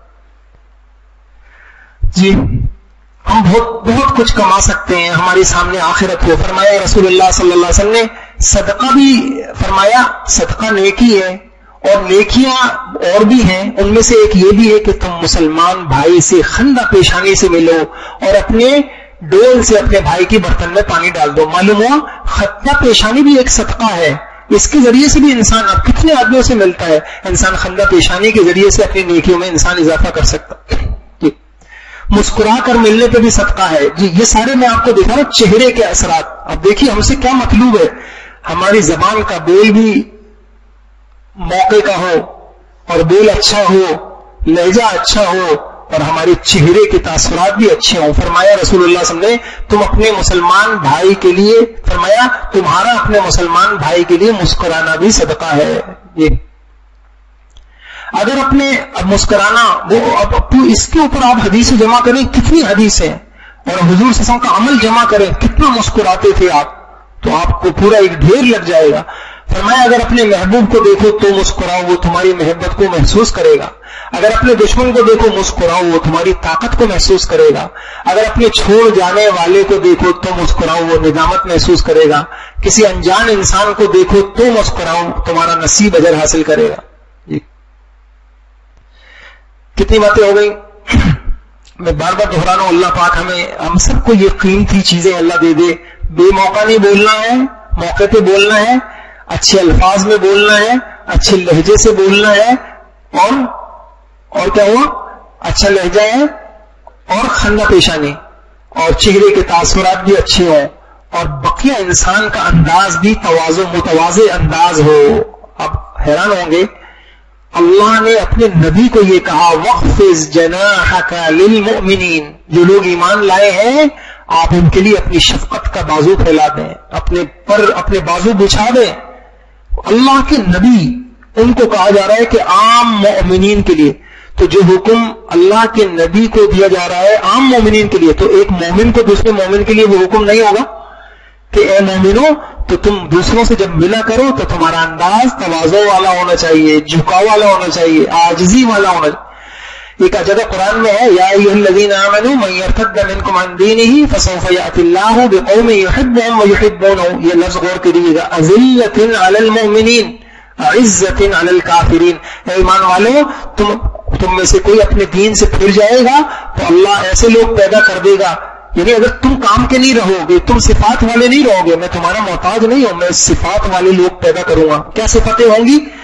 کہ جن سے اللہ محبت کرتا ہوگا وہ اللہ سے محبت کریں گے. آگے سنیے، جو مومنوں کے لیے نرم، کافروں کے لیے سخت ہوں گے، اذلتن ہوں گے، متواضع ہوں گے، عاجزی کا انداز اختیار کرنے والے ہوں گے. رحمان کے بندے کون ہیں؟ رحمان کے بندے وہ ہیں جو زمین پر عاجزی سے چلتے ہیں. عاجزی والا انداز یہ اللہ کو پسند ہے. جی چلیے آخری بات ہے، کیا کریں؟ ہے لے لیں جی، کیا رہا ہے آپ کی؟ اہم ترین بات ہے، آخری ہے، لے لیں. اچھا جی سنیے، بہت اہم ہے. اصل مسئلہ یہی آتا ہے. کیا مسئلہ آتا ہے؟ آپ کہیں ٹھیک ہے جی ہم مسکرا بھی لیں گے، ہم خندہ پیشانی سے بھی بات کر لیں گے، لیکن کس کے ساتھ؟ جو اچھوں کے ساتھ. لیکن جو ہمارے ساتھ برا کرے گا نہیں اس کے ساتھ تو مشکل. اور سارا مسئلہ آتا یہیں پر ہے. تو آج کی نشست میں تو میں یہ تھوڑا سا یہ عرض کروں گا، اور میں آپ کو پہلے سے بتا دوں جو انشاءاللہ کل کی نشست ہے. میں سال سے احادیث میں یہ غور کر رہا تھا، جو سب سے مشکل کام ہے کہ حضور پاک صلی اللہ علیہ وسلم تنبیہ کیسے کرتے تھے. لوگ حضور کے ساتھ بھی غلط رویہ اختیار کرتے تھے، آپ کو بھی برا لگتا ہے. بہت کچھ مل رہا تھا. آپ یقین جانے ہر دوسرے تیسرے سطر پر کوئی ایک حدیث، کوئی ایسا واقعہ ہوتا تھا کہ کسی نے کوئی غلطی کی، حضور نے اس کے ساتھ کوئی رویہ اختیار کیا. لیکن مجھ سے ضبط نہیں ہو رہا تھا کہ عملی زندگی میں انسان اس کو کیسے کوئی ایک اصول بنا لے. جو انشاءاللہ اگلی نشست ہوگی میں آپ کو صرف حضور وہ چیزیں انشاءاللہ وہ ساری حدیثوں سے ہوگا، میں آپ کو اس حضور کی زندگی سے دکھاؤں گا کہ لوگوں کے برے رویوں پر، برے بولوں پر، برے انداز پر حضور پاک صلی اللہ علیہ وسلم کیا کرتے تھے. اچھا اب تک جی بات آئی نا، اس کو ذرا آپ کے ذہن میں شاید سوال بھی ہوگا کہ جی یہ اخلاقی تعلیم بولنا تو آسان ہوتا ہے کہ مت بولو، میٹھا بولو، اچھا بولو، لیکن جب کوئی کرے تو آپ کا کیا خیال ہے؟ کسی کو روکے نہیں، کسی کو ٹوکے نہیں، کسی کو سمجھائے نہیں، کسی کو تنبیہ نہ کرے، ہم کچھ نہ کریں. ایسے کوئی ادارہ چل سکتا ہے؟ آپ مجھے بتائیں، کوئی ملک چل سکتا ہے؟ کوئی ادارہ چل سکتا ہے؟ بچوں کو بھی نہ ڈانٹیں، نہ ڈپٹیں، نہ تنبیہ کریں، کچھ بھی نہ کریں، ایسے کیسے ہو سکتا ہے؟ نہیں، تنبیہ کرنی ہے، اور یہی سب سے مشکل مرحلہ ہے. لیکن کس چیز سے بچنا ہے؟ جذباتی تنبیہ سے بچنا ہے، جذباتی رویے سے بچنا ہے. اب اس کے لیے کیا کرنا ہے وہ انشاءاللہ اگلی نشست ہوگی. آج کی اس نشست میں یہ تھوڑی سی باتیں دیکھ لیں. لوگوں کے برے رویوں پر ہمیں کیا کرنا ہے؟ جی پڑھی. یہ جو قرآن کی آیت ہے نا، اس کو آپ غور سے سنیے گا. خُذِ الْعَفْوَ وَأْمُرْ بِالْعُرْفِ وَأَعْرِضْ عَنِ الْجَاهِلِينَ وَإِمَّا يَنزَغَنَّكَ مِنَ الشَّيْطَانِ نَزْغٌ فَاسْتَعِذْ بِاللَّهِ. عموماً عفو کا ایک ترجمہ درگزر کرنے کا بھی ہوتا ہے، لیکن اس سے بھی بہتر اس کا ترجمہ آپ ذرا غور سے سنیے گا. اور پہلے میں ایک بات بتاؤں آپ کو اس آیت کے بارے میں. بخاری شریف کی شرح ہے، علامہ عینی نے، تقریباً اچھے خاصے مفسرین نے، سب نے ایک بات لکھی ہے. کیا لکھا ہے؟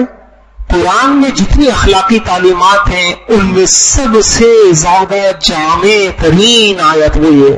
اس سے بڑی کوئی جامع آیت نہیں. جتنی اخلاق کی تعلیمات قرآن میں دی گئی ہے، سارا قرآن اخلاقی تعلیمات سے بھرا ہوا ہے، لیکن اتنی زبردست آیت جس نے سب چیزوں کو سمیٹ لیا، اس سے بڑھ کر کوئی جامع آیت نہیں. اچھا، تھانوی رحمہ اللہ نے اوروں نے بھی اس کا ترجمہ کیا. علماء بیٹھے ہوئے ہیں. اف کا ایک ترجمہ ہوتا ہے وَيَسْأَلُونَكَ مَاذَا يُنْفِقُونَ. لوگ آپ سے پوچھتے ہیں کہ جی ہم کیا خرچ کریں. قُلِ الْعَفْوَ. آپ لوگوں سے کہہ دیجئے جو زائد ہو تمہاری ضرورت سے وہ سب وہ خرچ کر دیا کرو. اب آپ یہ ترجمہ ذہن میں رکھ کر اب اس آیت کو حل کریں. خُذِ الْعَفْوَ. کیا کرو؟ اب میں ترجمہ تو حضرت تھانوی رحمہ اللہ نے تو اس کا سرسری ترجمہ کیا. لوگوں کے سرسری رویوں کو بس قبول کر لیں. لوگوں کے سرسری رویوں کو قبول کر لیں. میں ذرا سے کوشش کرتا ہوں سمجھانے کی, اللہ مجھے بھی سمجھ دے. کیا کہا؟ اف کہتے ہیں زائد چیزوں کو. تو اللہ پاک کہہ رہے ہیں خذ العفو. لوگ اپنی ضرورت سے زائد جو دینا چاہیں نا بس وہ لے لو. جو وہ اپنی ضرورت کا رکھنا چاہیں تم اس میں ان سے کھینچا تانی نہ کر. اللہ اکبر. آپ صرف یہ جو میں نے ایک ٹکڑا بتا رہا ہوں, آپ آج کے دن, آج سے لے کے کل تک اس سوچ کے ساتھ چلیے گا, آپ کو اپنے رویے میں دیکھیے کتنا فرق ملے گا. دوبارہ سنیے. لوگ اپنی ضرورت کی جو چیز اپنے پاس رکھنا چاہیں وہ ان کے پاس رہنے دو. جو چیز وہ زائد از ضرورت سمجھیں اور تم کو دینا چاہیں بس اتنا ہی لے لو, ان سے زائد کا مطالبہ نہ کرو. اب اس کو دیکھیے. لوگ جتنی محبت دینا چاہیں, جتنی محبت دینا چاہیں, یعنی انسان محبت کے کچھ تقاضے اپنے پاس محفوظ رکھتا ہے, کچھ دیتا ہے, تو جتنی دے رہے ہیں بس اتنا لے لو, اس سے زائد کا مطالبہ نہ کرو. لوگ آپ کو جتنی اہمیت دینا چاہیں اتنی اہمیت لے لو, اس سے زائد کا مطالبہ نہ کرو. لوگ آپ کو, اچھا پھر انسان کے رویوں میں کیا ہوتا ہے؟ بعض اوقات انسان آپ کو اپنا باطن نہیں دینا چاہے گا, ظاہر دینا چاہے گا, یعنی وہ آپ سے کچھ چیز چھپانا چاہے گا. جو چھپانا چاہتا ہے چھپانے دو, وہ جو ظاہر کرنا چاہتا ہے بس وہی لے لو. اللہ اکبر. یہ نبوی اخلاق ہے, یہ نبوی اخلاق. حضور کی زندگی ساری اس سے بھری ہوئی ہے. ایک شخص نے اتنے غلط الفاظ حضور کے کہے کہ آپ بھی غصے میں آ گئے. اس کے بعد حضرت عمر کہتا ہے ایسا یا رسول اللہ اجازت دیجیے کہ میں اس کی گردن اڑا دوں. فرمایا نہیں, یہ نماز پڑھتا ہے. کہا یا رسول اللہ نفاق سے نماز پڑھتا ہے. کیا نماز پڑھتا ہے یہ آدمی؟ حضور نے فرمایا لم عمر ان انقب عن قلوب المسلمین. مجھے اللہ نے یہ حکم نہیں دیا ہے کہ میں نقب لگا کر لوگوں کے دلوں میں جھانکوں, ان کی نیتوں کو ٹٹولوں اور میں یہ دیکھوں کہ وہ یہ کام کس لیے کر رہا ہے, اخلاص سے کر رہا ہے, مفاد سے کر رہا ہے. نہیں, بس جو ظاہری رویے لوگ مجھے دیں گے میں اس کو. حضور صلی اللہ علیہ وسلم کے مزاج میں یہ چیز اتنی تھی کہ خود قرآن نے کہہ دیا وَيَقُولُونَ هُوَ أُذُنٌ. یہودی کہتے تھے, یہ کہتے تھے یہ تو کان ہے. حضور تو سراپا کان ہے, کان کا کام سننا ہوتا ہے, ان کو تو جو سنا دو. آپ کا کیا خیال ہے؟ اللہ والوں نے آج صدیوں کے بعد اللہ کے ولیوں کو اتنی سینے کی بصیرت دی ہوتی کہ وہ لوگوں کے دلوں میں جھانک لیتے ہیں, ان کی نیتوں کو تو پڑھ لیتے ہیں. تو حضور کو نہیں پتہ چلتا ہوگا کہ یہ میرے سامنے آنے والا بہانے بنا رہا ہے, سچ بول رہا ہے. لیکن آپ وَيَقُولُونَ هُوَ أُذُنٌ. حضور کان تھے, کسی نے عذر بتایا, اچھا ٹھیک ہے, اچھا ٹھیک ہے. تو کیا آیت ہے یہ؟ خذ العفو. حضرت تھانوی نے رحمت اللہ علیہ اس کا ترجمہ کیا لوگوں کے سرسری برتاؤ کو, سرسری رویوں کو قبول کر لیا کرے, ڈیپ میں مت جایا کرے, گہرائی میں مت جایا کرے. ہم تو بال کی کھال نکال کے جب تک کسی کو رسوا نہ کر دیں نا, اس کی نیت کو کھول کر سب کے سامنے نہ کر دیں, ہمیں چین نہیں آتا. تو کیا بتا رہی ہے یہ آیت؟ بس وہ جو بچا کے رہے. اس لیے حضور کی ایک حدیث ہے اذهب فيما عندك الناس يحبك الناس. جو لوگوں کے پاس ہے اس میں تم زاہد بن جاؤ, بے رغبت بن جاؤ, بس تم دنیا کے محبوب بن جاؤ. اب ہوتا کیا ہے؟ پھر استقبال نہیں کیا. بھائی وہ نہیں کرنا چاہ رہا آپ کا استقبال, آپ کیوں زبردستی اپنا استقبال کروانا چاہ رہے؟ مجھے پوچھا نہیں, مجھے اہمیت نہیں دی, میری بات کو سنا نہیں. وہ نہیں کرنا چاہ رہا آپ سے محبت, وہ نہیں دینا چاہ رہا آپ کو اہمیت. تو اللہ کے نبی کو اخلاق سکھائے جا رہے ہیں, جو کرنا چاہ رہے ہیں وہ لے لو, باقی چھوڑو. کیوں بھیک مانگ رہے ہو اس سے؟ کیوں عزت کی بھیکیں مانگ رہے ہو کہ مجھے عزت دو, کیوں نہیں دی؟ مجھے محبت دو, کیوں نہیں دی؟ نہیں. خذ العفو, خذ العفو. پھر اس آیت میں کہا وَأَعْرِضْ عَنِ الْجَاهِلِينَ. آپ کے ساتھ لوگ جہالت کا برتاؤ کریں گے. سب سے پہلی بات کیا ہے؟ وہ کیا ہے کہ آپ نے اعراض کرنا ہے. اور آگے یہ بھی دیکھ لیجیے, میں بار بار یہ آپ آیتیں پڑھیں, ایک دم شیطان آگے آپ سے یہ اخلاق شیطان کرنے نہیں دے گا آپ کو. کرنے نہیں دے گا, اتنے اعلیٰ اخلاق آپ کو برتنے نہیں دے گا. آپ کو اللہ کی پناہ, اس لیے استعاذہ بہت ضروری ہے بھائی, پناہ مانگنی پڑے گی آپ کو اللہ سے. یہ چلے آئے, میرے خیال میں بس کرتے ہیں, یہ لمبا موضوع ہے. ایسا کریں, کیا کریں آپ لوگ بتا دیں, کریں 10-15 منٹ لگیں گے. یہ چلے زندگی میں جب ہماری اچھا جی چلے آئیں. اچھا سنیں, ایک واقعہ ہے بڑا دلچسپ. کہتے ہیں کہ ایک علاقے میں ایک بیچارہ دیہاتی تھا, اس کا گھوڑا بڑا لاغر ہو گیا, وہ کسی طرح کنویں میں گر گیا. اچھا وہ کنویں میں گر گیا گھوڑا. اب یہ بیچارہ پہلے تو اس نے کوشش کی نکالنے کی, جب نہیں نکلا یہ مایوس ہو گیا. جب مایوس ہو گیا اس نے کہا چلو ویسے بھی گھوڑا تو ہو ہی گیا تھا, کسی کام کا تو تھا نہیں, یہ کنواں بھی ایسی بیکار ہے, بند ہونا ہی تھا, چلو جانے دو, مٹی ڈالو. اس نے بیلچے منگوائے, پھاوڑے منگوائے, لوگوں سے مدد لی, اور مدد لے کر اس نے بیلچوں سے وہ مٹی اٹھا کر کنویں میں ڈالنا شروع کر. اب جب اس نے کنویں میں ڈالنا شروع کر دی تو وہ جو گھوڑا تھا چیختا بڑی زور زور سے آوازیں نکالتا, یہ ڈالتا رہا, وہ چیختا رہا, آوازیں بلند ہوتی رہی. تھوڑی دیر میں دیکھا چیخنے کی آوازیں ختم. اب اس نے اندر جھانک کے دیکھا تو یہ حیران ہو گیا. اس نے کہا اب کیا ہو رہا تھا؟ اب یہ ہو رہا تھا کہ جب یہ لوگ وہ مٹی اور کچرا اور ساری گند جو ہے اس میں ڈالتے اور وہ چیز گھوڑے کی پیٹھ پہ آتی تو گھوڑا جھنجھری لیتا, اپنے آپ کو ہلاتا, وہ جتنا اس کی گردن پہ گن آتا وہ اس کے نیچے چلا جاتا اور گھوڑا کہاں آ جاتا؟ اوپر آ جاتا. اس طرح ہوتا رہا اور گھوڑا کہاں آ گیا؟ گھوڑا اوپر آ گیا, اور انسان یہ جتنے کھڑے تھے یہ دنگ رہ گئے. بے علم ہی یہی مثال ہماری ہے کہ دنیا میں لوگ برا بھلا کہیں گے, گند ڈالیں گے, تنگ کریں گے, تلخ باتیں کریں گے. اب اگر ہم اس گھوڑے کی طریقے سے اس گند کو لے کر دفتر جائیں گے, گھر میں رہیں گے, مسجد میں آئیں گے, آفسوں میں آئیں گے, اسی گند کو لے کر, اسی بوجھ کو لے کر, تو ہم گند تلے دفن ہو جائیں گے اور ہم اٹھ نہیں سکیں گے اور ہم جو ہے آگے بڑھ نہیں سکیں گے. مولانا جنید صاحب اپنے طلباء کو نصیحت کر رہے تھے.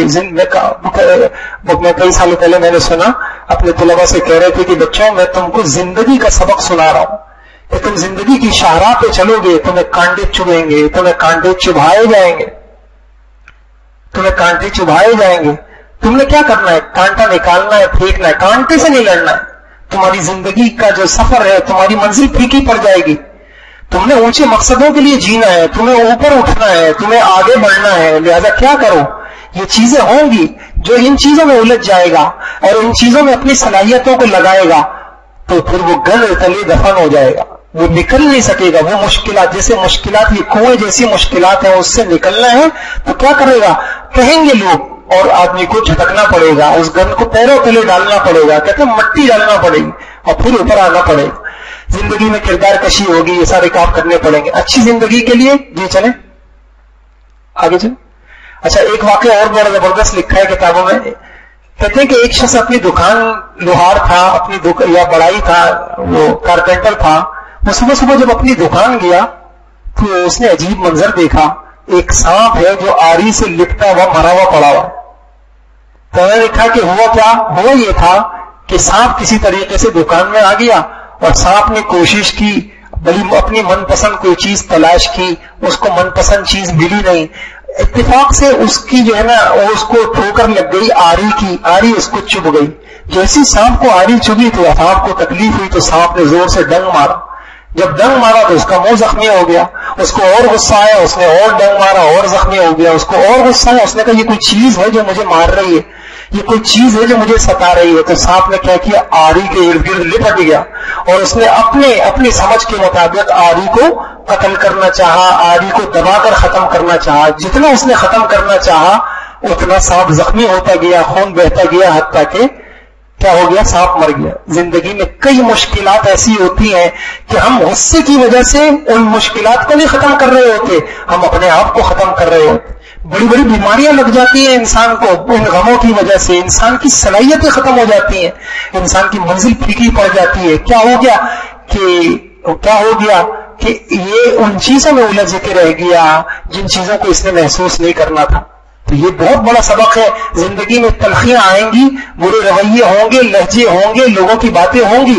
اس لیے میں آپ سے عرض کروں, ہمارے بڑے ایک دعا مانگتے ہیں. ابھی میں نے دیکھا رائے میں مولانا اس دعا پہ رو گئے, امت کی صلاحیتوں کی اللہ حفاظت فرمانے. یہ صلاحیتیں بھائیوں اس لیے نہیں تھی کہ ہم بھائی سے بھائی میں لڑنے پہ لگا دیں.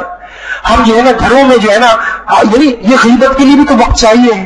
یہ جو صلاحیتیں ہوتی ہیں ایک کے دل میں دوسرے کی نفرت بٹھانا, بھائیوں اس کے لیے بھی تو وقت لگتا ہے, اس کے لیے بھی تو دماغ لگتا ہے. لوگوں کے دلوں میں کسی کی نفرت بٹھانے کے لیے بھی صلاحیتیں لگتی ہیں. رو پڑے مولانا دعا میں, اللہ امت کی صلاحیتوں کی حفاظت فرما. تو اپنے لیے بھی ہم اللہ سے مانگے, اے اللہ ہماری صلاحیتوں کی حفاظت فرما, جو صلاحیت اوپر اڑنے. اس لیے ایک بات میں عرض کروں, اونچے مقصد کے لیے جینا چاہیے. ہر وقت انسان کو یہ غم ہونا چاہیے میری زندگی کا یہ وقت سے مفید کام میں لگ رہا ہے یا غیر مفید کام میں.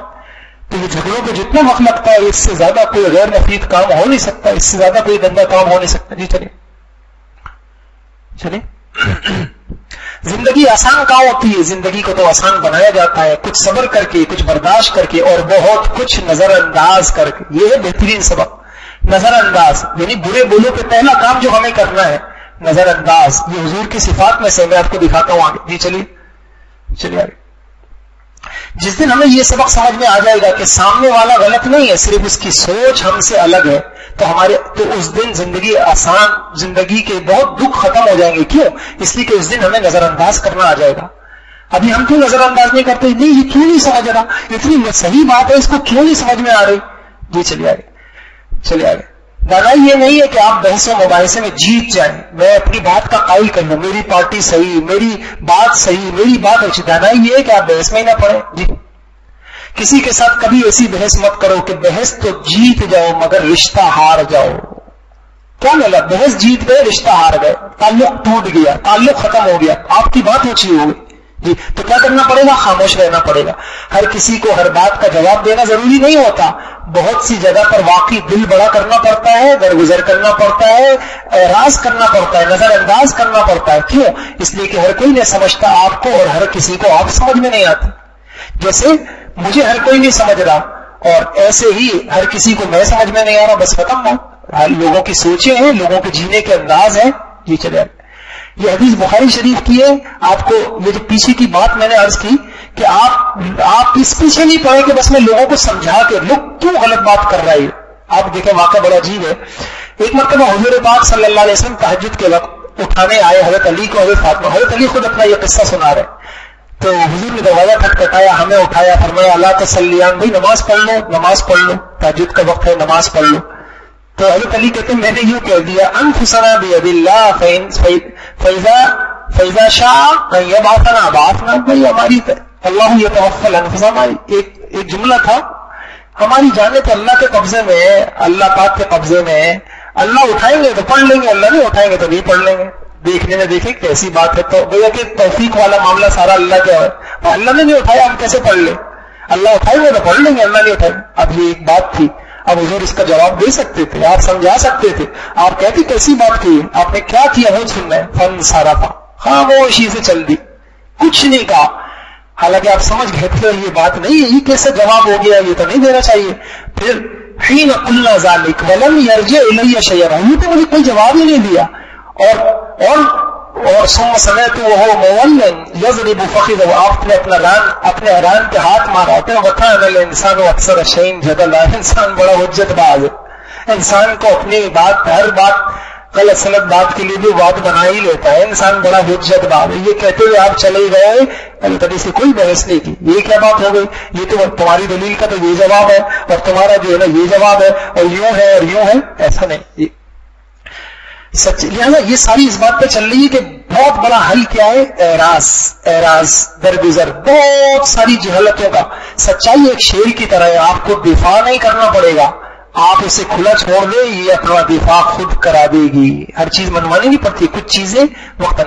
دوسروں کو اپنے بارے میں صفائیاں دے کر اپنا وقت ضائع نہ کریں. لوگ اتنا ہی سمجھتے ہیں جتنی ان کی اوقات ہوتی ہے, سمجھ ہوتی ہے. جی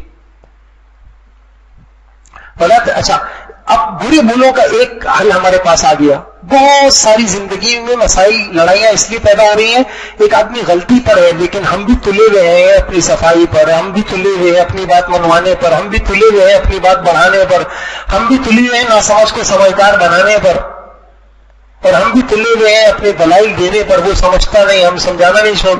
تو اب بعض جگہ ایک حل ہوتا ہے اعراض، وَأَعْرِضْ عَنِ الْجَاهِلِينَ، قرآن نے حل دیا ہے۔ دوسرا حل، بس اوقات ضروری ہوگا آپ کو اپنی بات منوانا ضروری ہوگا، بعض اوقات بحث کرنا پڑے گی آپ کو ورنہ اس کے نقصانات ہوں گے، اب کیا کرنا ہے؟ تو پھر قرآن نے بتایا ادفع بالتی ہی احسن فاذا الذی بین، اور یہ عجیب آیت ہے کہ برائی کا بدلہ تم اچھے طریقے سے دو، نتیجہ اس کا کیا نکلے گا کہ دشمن دوست بن جائے گا، دلی دوست بن جائے گا، تمہارا جگری دوست بن جائے گا۔ جی وَإِذَا خَاطَبَهُمُ الْجَاهِلُونَ، جاہل لوگ ہوں گے آپ سے جہالت والے رویے اختیار کریں گے، غلط رویے، آپ کو سلامتی کی بات کرنی ہے جس میں شر نہ ہو، رفع شر کی بات کرنی ہے، اور آپ کے انداز میں کوئی منفی پہلو نہ ہو۔ قرآن میں ہے وَجَادِلْهُمْ بِالَّتِي هِيَ أَحْسَنُ، آپ کو بحث و مباحثہ بھی بعض اوقات کرنا پڑے گا، اور لیکن انداز آپ کا کیا ہونا چاہیے؟ بہترین ہونا چاہیے۔ جی تنقید، بعض اوقات غیر ضروری تنقید وہ تلوار ہے جو سب سے پہلے خوبصورت تعلق کا سر قلم کر دیتی ہے، پھر دشمنی کی شکل اختیار کر لیتی ہے۔ جی زمانے کا شکوہ نہ کرو بلکہ خود کو بدلو، کیونکہ پاؤں کو گندگی سے بچانے کا طریقہ جوتا پہننا ہے، نہ کہ سارے شہر میں قالین بیچانا۔ جی اچھا، بعض اوقات آپ کو، اچھا یہ احسن طریقے کا سمجھیے، بعض لوگ آپ کے سامنے آپ کے بارے میں بری رویہ اختیار کریں گے، اور بعض لوگ شرعی قسم کے وہ دوسروں کے متعلق برا رویہ۔ تو کرنا کیا ہے؟ ایک شخص نے حضرت وہاب سے کہا فلاں نے آپ کو گالی دی ہے، کتنا پیارا جواب دیا، یہ ہے اچھا جواب۔ کیا فرمایا؟ کیا شیطان کو تمہارے علاوہ کوئی اور قاصد نہیں ملا تھا؟ تم شیطان کے ایلچی بن گئے، قاصد بن گئے۔ اور ایک شخص نے کسی بزرگ سے کہا فلاں نے آپ کو گالی دی ہے، انہوں نے کہا اس نے تو مجھے ایسا تیر مارا جو مجھے نہیں لگا، تم نے کیوں اس کا تیر اٹھا کر میرے سینے میں گھونپ دیا؟ کہتے ہیں امام شافعی رحمۃ اللہ کے پاس ایک شخص آیا، کہنے لگا فلاں شخص آپ کی برائیاں کر رہا ہے۔ آپ نے فرمایا اگر تم سچی ہو تو تم چغل خور ہو، چغل خور گناہگار ہے، اور اگر تم جھوٹے ہو تو فاسق ہو، اگر تم سچ بول رہے ہو تو چغل ہی کر رہے ہو، تو اس میں شرعی شر ہے۔ جی اچھا آپ کو معلوم ہے فلاں آپ کے بارے میں کیا کہہ رہا تھا؟ آپ کو معلوم ہے فلاں آپ کے بارے میں کیا کہہ رہا تھا؟ اچھا دیکھیے گا، بہت غور سے سنیے گا اس بات کو۔ میں نے حدیث میں دیکھا حضور نے فرمایا بئس المطیۃ زعموا، یہ زعمو جو ہے نا، زعمو لوگوں کا یہ خیال ہے، لوگ یہ سمجھ رہے ہیں، لوگ آج کل یہ سمجھا جا رہا ہے، اپنے آپ کو ظاہر ہی نہیں کرے گا، لوگ یہ خیال کر رہے ہیں۔ حضور نے فرمایا یہ بہترین بدترین سواری ہے۔ ہوتا کیا ہے؟ کسی کی نفرت بٹھانے کے لیے آدمی اس کو پل کے طور پہ استعمال کرتا ہے۔ کیا کہتا ہے؟ آپ کو معلوم ہے فلاں آپ کے بارے میں کیا کہہ رہا ہے، فلاں کو چھوڑو، تم بتاؤ کہ تم کیا رائے رکھتے ہو، فلاں آپ کے بارے میں کیا کہہ، تو اس کا احسن جواب کیا ہے؟ مجھے تو معلوم نہیں، البتہ مجھے آپ جیسوں کے بارے میں حضور کا یہ ارشاد معلوم ہے۔ حضور نے فرمایا کہ میں تم میں سے بدترین لوگوں کے بارے میں نہ بتاؤں؟ صحابہ نے عرض کیا ضرور۔ فرمایا چغل خوری، فرمایا جو چغل خوری کرتے ہیں آپس میں محبت رکھنے والوں میں نفرتیں ڈالتے ہیں، پاک لوگوں میں عیب ڈھونڈتے ہیں۔ تو ایسا کو ایسا جواب دینا یہ احسن جواب ہے تاکہ شر کی گردنیں ٹوٹ جائے۔ نیکی، یہ ایک واقعہ بڑا عجیب لکھا ہے کہ ایک بادشاہ تھا اور اس بادشاہ نے کسی کا سر قلم کرنے کا حکم نافذ کر دیا کہ اس کا سر قلم کر دیا جائے۔ وہ شخص بڑا ظاہری بات ہے اب آخر میں کچھ بچا نہیں تھا، تو اس شخص نے بڑبڑایا اور بادشاہ کو برا بھلا کہا، گالی دی۔ تو بادشاہ نے کہا، وزیر سے پوچھا اس نے کیا کہا؟ انہوں نے کہا حضرت یہ کہہ رہا ہے کہ معافی کرنے والے اللہ کو پسند ہے۔ کیا کہہ رہا ہے؟ معافی کرنے والے اللہ کو پسند ہے۔ بادشاہ نے کہا اس کو آزاد کر دو۔ جب بادشاہ نے اس کو آزاد کر دیا تو ان کے مصاحبین میں ایک شخص اٹھا کہنے لگا حضرت یہ تھوڑی کہہ رہا تھا، بادشاہ سلامت یہ تھوڑی کہہ رہا تھا، یہ تو آپ کو گالیاں دے رہا تھا۔ تو بادشاہ نے کہا وزیر کا نیکی پھیلانے والا جھوٹ تیرے فتنہ انگیز سچ سے بہتر ہے، تیرا یہ سچ کڑوا ہے، تیرا سچ یہ گندا ہے، اس سے بہتر تو وہ جھوٹ تھا، وہ جھوٹ اچھا تھا۔ یہ چلیے جی اچھا، یہ کچھ اعمال ہیں جو حدیث سے، اب دیکھیے بات ختم ہو رہی ہے، بالکل قرآن و حدیث سے حل سمجھ میں آ رہا ہے۔ میں بات دہرا دیتا ہوں آپ کے سامنے۔ لڑائیوں کا بڑا سبب جذباتی رویے ہیں، جذباتی رویوں کا سبب غصہ ہے، غصے سے کیا ہوتا ہے؟ غصے سے انسان کی عقل، سوچنے سمجھنے کی صلاحیت مغلوب ہو جاتی ہے، شیطان غالب ہو جاتا ہے، پھر برے رویے ہوتے ہیں، پھر لڑائیاں ہوتی ہیں۔ تو غصے کے وقت ہم کیا کریں؟ حضور پاک صلی اللہ علیہ وسلم کی مختلف تعلیمات ہیں، ان کو دیکھ لیں، پڑھیں۔